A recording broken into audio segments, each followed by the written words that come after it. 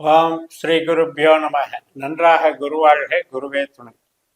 பரபிரம ருத்ர காயத்ரி ஞான சிரத்த நண்பர்களுக்கு வணக்கங்களும் வாழ்த்துக்களும் கூறி, விருச்சிக லக்ன நண்பர்களுக்கான 10 நாட்களுக்கான பலன், அதாவது ஆகஸ்ட் 22 முதல் ஆகஸ்ட் 31 வரை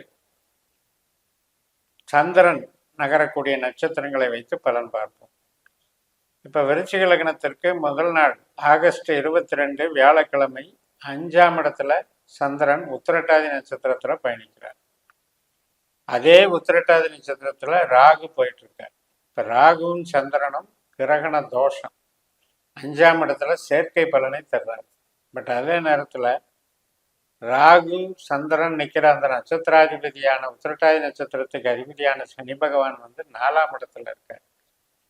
அதனால ஒரு உறவுகள் சார்ந்த விஷயத்துக்கு நல்லா இல்லை. உற்பத்தி, ட்ரேடிங்கு, மேனுஃபேக்சரிங்கு இதுக்கெல்லாம் நல்லா இருக்கு.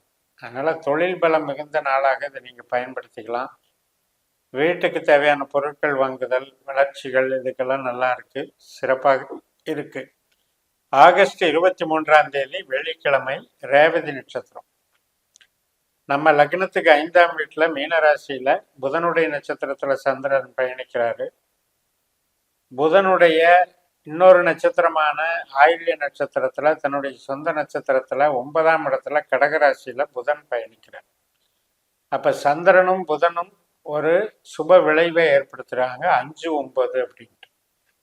இந்த 5-9ங்கிறது பூர்வ புண்ணியம் பாக்கியம் அப்படிங்கிற மாதிரி வேலை செய்யும். குழந்தைகளோட மகிழ்ச்சி, பேரண்ட்ஸு, பூர்வீகம், பெரியவர்களுடைய ஆசீர்வாதம், இறையருள், தெய்வ காரியங்கள் மற்றும் படிப்பு, மேல் படிப்பு, அதுக்கான ஒரு அப்ளிகேஷன் பண்ணுறது, consulting business, agencies, IT line, விளம்பரத்துறை, கம்ப்யூட்டர் சாஃப்ட்வேர் லைன், இது எல்லாத்துக்குமே சிறப்பாக இருக்கும். குழந்தைகள் நலம், பெரிய படிப்புக்கான வளர்ச்சிகள், ரிசர்ச்சு எல்லாமே நல்லா இருக்கு. இப்போ வெளிநாடு தொடர்புடைய காரியங்களுக்கும் சிறப்பு கொடுக்கும். ஆகஸ்ட் 23 வெள்ளிக்கிழமை இந்த ரேவதி நட்சத்திரம் இரவு 7:53க்கு நிறைவுற்று அஸ்வினி நட்சத்திரம் தொடங்குகிறது. இப்போ நம்முடைய விருச்சிக லக்னத்துக்கு 6ஆம் இடமான மேஷராசியில் சந்திரன் மாறி கேது நட்சத்திரத்தில் பயணிக்கும் போது, கேது நமக்கு லாபஸ்தானத்தில் கன்னி ராசியில் சந்திரனுடைய நட்சத்திரத்தில் நட்சத்திர பரிவர்த்தனம் வாங்கி பலன் தர்றாரு. அதனால் இது எதிர்பார்த்த வெற்றி, ஒரு காம்படிஷன் எக்ஸாம் எழுதுறது, எதிரிகளை வீழ்த்துறது, எதிரிகளை நமக்கு கட்டுக்குள்ள வச்சுக்கிறது, கடன்ல இருந்து விடுதலை பெறுகிறது, இதுக்கெல்லாம் நல்ல நாளாக இது பயன்படும். தொழில் பலம் மிக்க நாளாகவும் இருக்கும். ஆகஸ்ட் 24 சனிக்கிழமை மாலை 6:05 இந்த அஸ்வினி நட்சத்திரம் முடிவடைஞ்சு பரணி நட்சத்திரம் தொடங்குது. சுக்கிரனுடைய நட்சத்திரம். அப்ப சுக்கிரன் எங்க இருக்காரு அப்படின்னா, நம்மளுக்கு 11ஆம் இடமான கன்னி ராசியில உத்தர நட்சத்திரத்துல இருக்காரு, சூரியனுடைய நட்சத்திரத்துல இருக்கார்.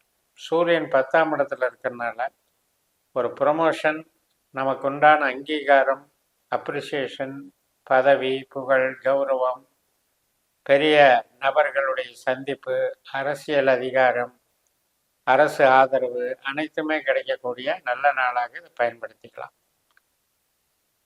அதே நேரத்தில் ஆகஸ்ட் 25 அதுக்கு தொடர்ந்து சூரியனுடைய நட்சத்திரமே வருது, கார்த்திகை. நமக்கு 7ஆம் வீட்டில் சந்திரன் சூரியன் மாதிரி செயல்படுறாரு. அதே பலனை மறுநாளும் தொடர்ந்து அனுபவிக்கலாம். வளர்ச்சிகள் கிடைக்கும், அதிகாரம் கிடைக்கும், நல்ல பதவி, வளர்ச்சி, புகழ், கௌரவம், தொழில் பலம் அனைத்தும் உண்டு. மருத்துவத்துறையில் இருக்கவங்களுக்கும் சிறப்பு கொடுக்கும். ஆகஸ்ட் 26 திங்கட்கிழமை மதியம் 3:54 வரைக்கும் இந்த கார்த்திகை நட்சத்திரம் இருக்கும். அதுக்கப்புறம் ரோகிணி நட்சத்திரம். இந்த ரோகிணி என்பது நம்ம லக்னத்துக்கு 7ஆம் வீட்டில் சந்திரனுடைய நட்சத்திரத்திலே போகிறது. அதில் 11ஆம் இடத்துல இருக்கிற கேதுவும் சந்திரனுடைய நட்சத்திரத்தில் இருக்கிறதுனால திருமணத்துக்கு வரன் பார்க்கறது, சுபகாரியங்கள், புதுசாக கஸ்டமரை சந்திக்கிறது, மூத்த சகோதர சகோதரி வகை, நண்பர்கள் வகை, கம்யூனிகேஷன் லைன் இதுக்கு எல்லாமே சிறப்பை கொடுக்கும். வரன் பார்க்கறதுக்கும் நல்ல நாளாக இருக்கும். திருமணம் சம்பந்தப்பட்ட நன்மைகள், கணவன் மனைவி உறவு பலப்படும். மறுநாள் ஆகஸ்ட் 27 செவ்வாய்க்கிழமை மதியம் 3:37க்கு மிருகஸ்ரீஷ நட்சத்திரம். செவ்வாயினுடைய நட்சத்திரம். செவ்வாய் கிரகம் அப்படிங்கிறது நமக்கு மிதுன ராசியில 3ஆம் பாவத்தில் இருக்கார். குரு மிருகஸ்ரீஷ நட்சத்திரத்தில் தான் இருக்காரு. ஆனால் 1ஆம் பாவத்தில் இருக்கிறதுனால 7ஆம் வீட்டில் இருக்கார். ஆனால் செவ்வாய் 8ஆம் வீட்டில் இருக்கார். அப்ப சந்திரன் முதல் 2 பாதங்கள் 7ஆம் வீட்லையும் அடுத்த 2 பாதங்கள் 8ஆம் வீட்லையும் போவார். சொந்த நட்சத்திரத்திலேயே செவ்வாய் இருக்கிறது ஒரு நன்மையை தரும். அதனால 8ஆம் இடம்னு பயந்துக்க வேண்டியதில்லை, நன்மைகளை கொடுக்கும். தொழில் பலம் மிகுந்த நாள், அங்கீகாரம் கிடைக்கும், வேலை வாய்ப்புகள் நல்லா இருக்கும்.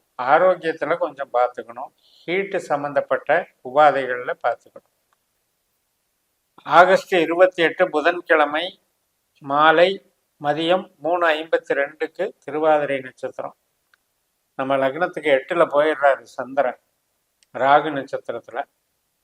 ராகு சனியை போல பலன் கொடுக்குறாரு. சனி 4ஆம் இடத்துல இருக்காரு.